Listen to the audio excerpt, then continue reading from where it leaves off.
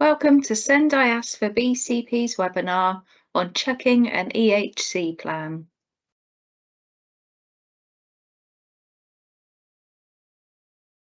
Today we will be discussing the sections of an EHC plan, what is the golden thread, the steps to take when checking an EHC plan, resolving a dispute about the contents of an EHC plan, and where to access some further support should you need it.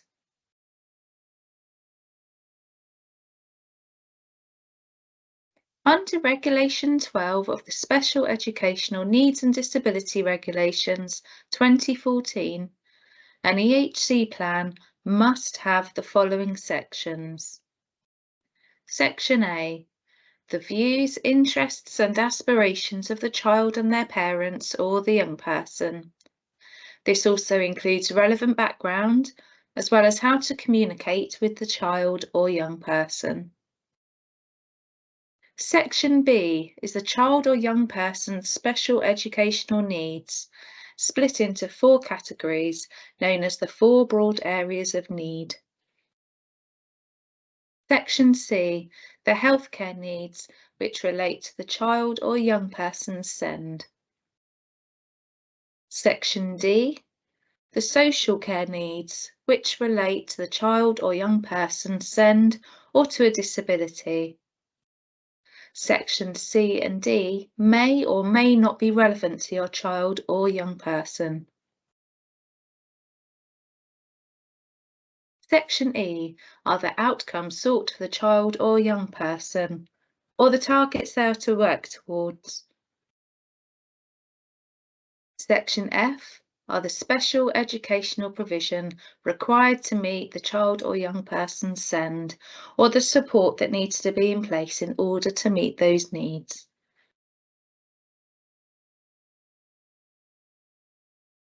Section G is any healthcare provision reasonably required by the learning difficulties or disabilities which result in the child or young person having SEND.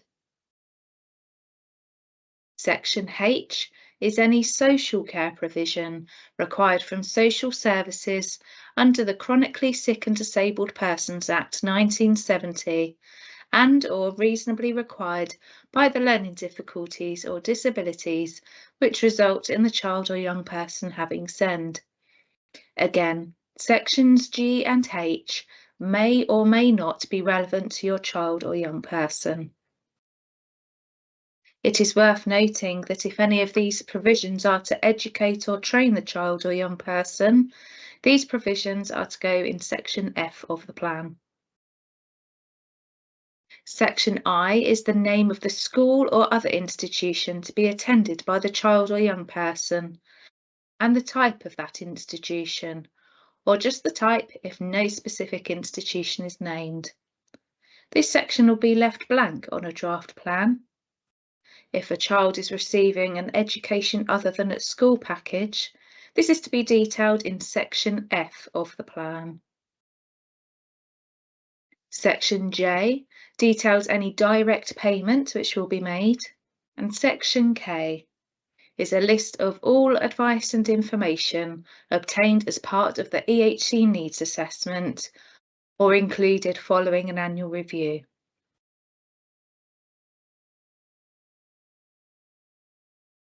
So what is the golden thread?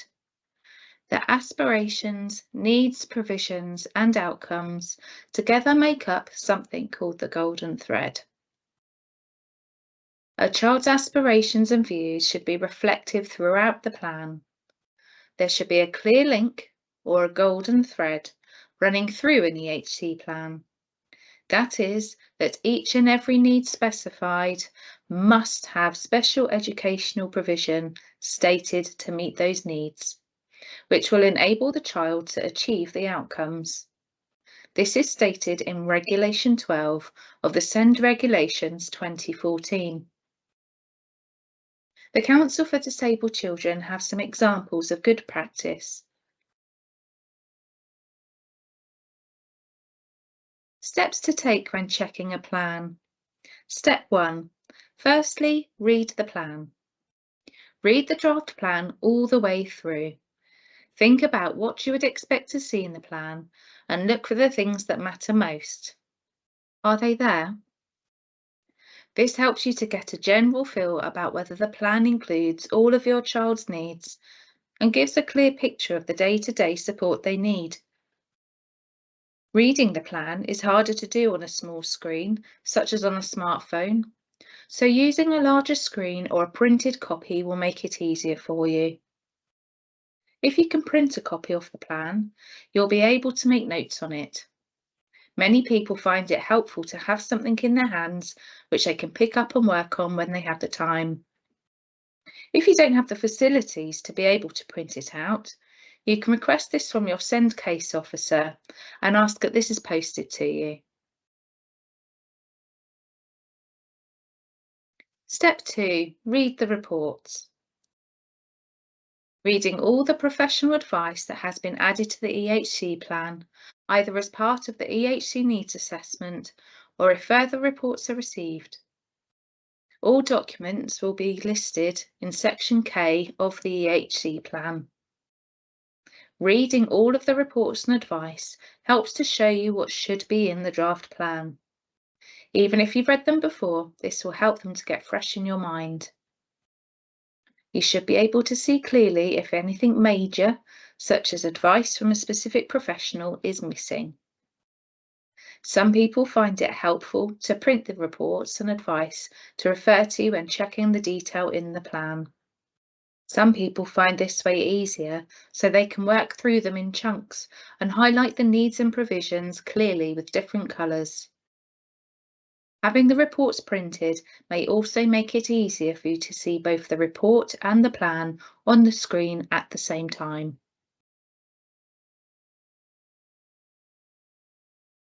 Step 3. Work out what should be in the plan. Go through each of the professional reports and separate out the needs, outcomes and provision that they have recommended.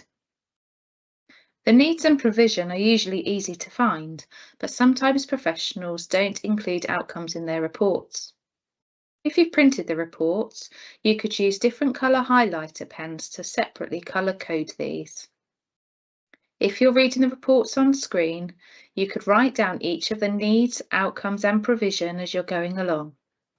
You could write them into a grid as the example shows, to ensure there is a golden thread through the plan.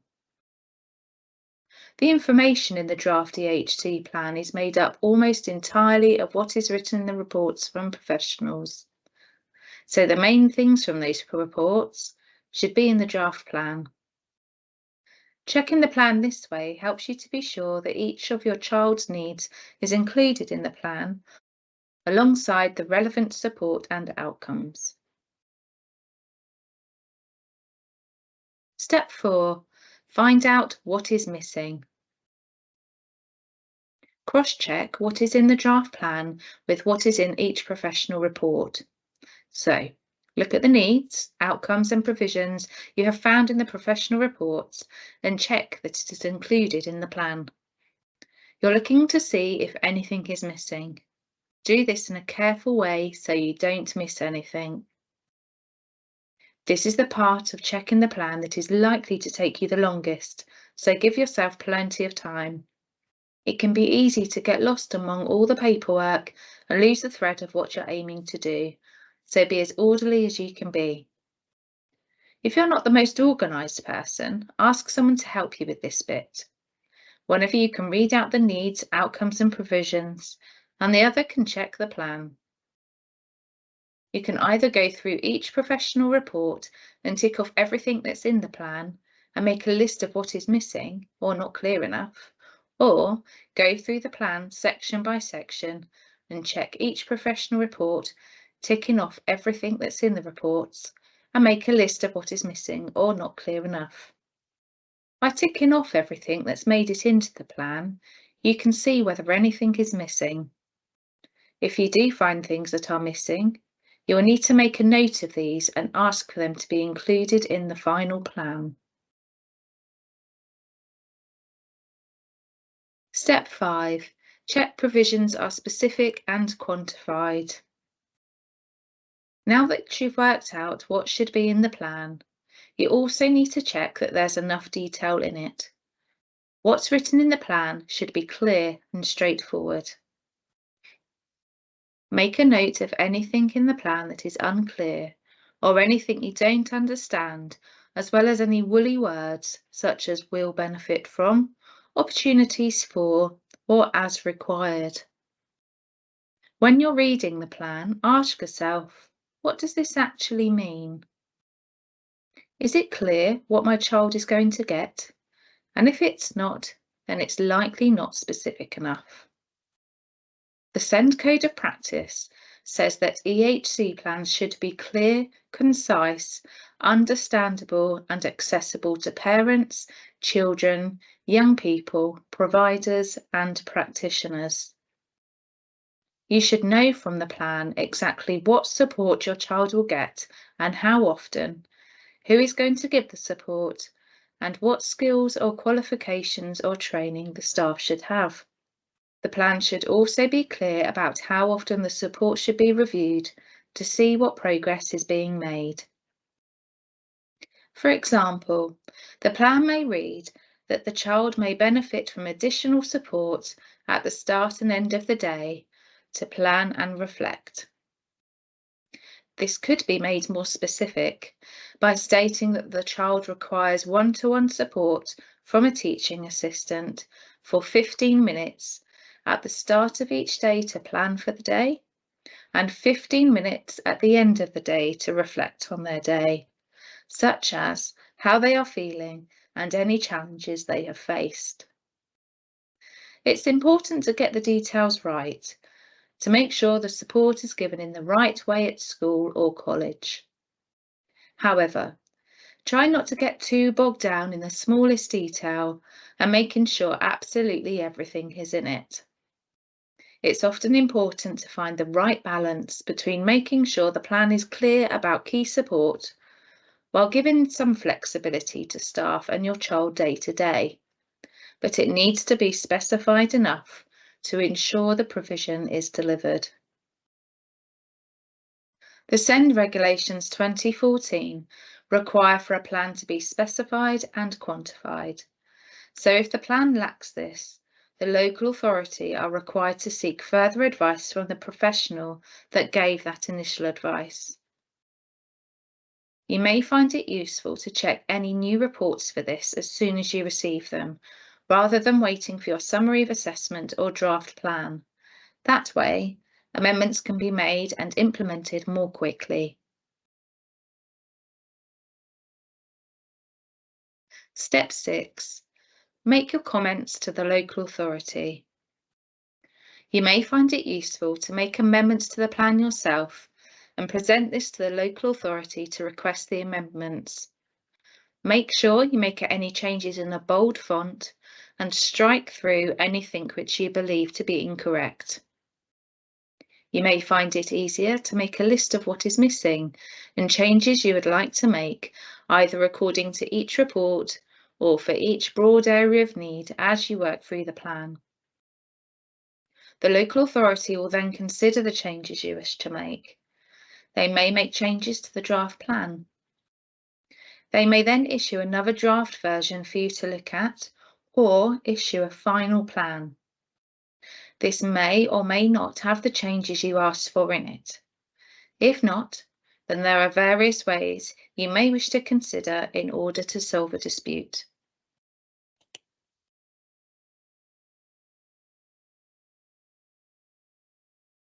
There are a number of ways you can resolve a dispute with the contents of an EHC plan. Firstly, we would suggest speaking informally with the local authority.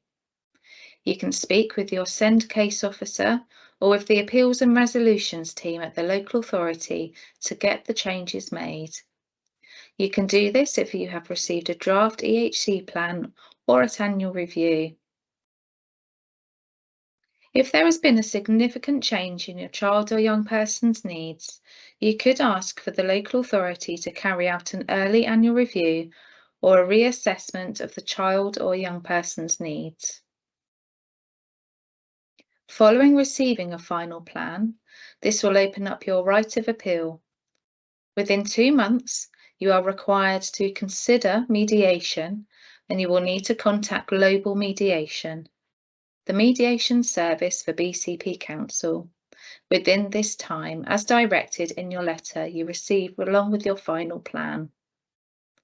Mediation is required to take place within 30 days of the request. If you choose not to engage in mediation, or mediation did not resolve your dispute, you can then appeal to the first-tier tribunal for special educational needs and disability within 1 month of the date on your mediation certificate. You will receive this whether you decide to partake in mediation or not, or within 2 months of receiving the final plan, whichever is later. SENDiass4BCP will be able to support you throughout this process.